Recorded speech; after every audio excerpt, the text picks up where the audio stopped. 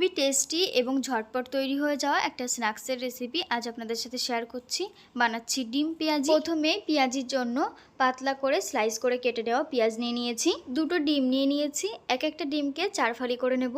আপনারা এখানে দুটো ডিমের জায়গায় আরও বেশি ডিম দিয়ে করে নিতে পারেন। তারপর পেঁয়াজ কুচির মধ্যে 4 চামচ বেসন ও 2 চামচ চালের গুঁড়ো, স্বাদ মতো নুন, একটু হলুদ গুঁড়ো, একটু লঙ্কার গুঁড়ো দিয়ে জল ছাড়া মাখিয়ে 2 থেকে 3 মিনিটের মতো রেখে দেবেন। তারপরে দেখবেন পেঁয়াজ থেকে একটু জল ছাড়তে শুরু করেছে আর বেশ মাখো মাখো এসছে। একটু হাত দিয়ে মিশিয়ে নিলেই কিন্তু খুব সুন্দর মাখা হয়ে যাবে।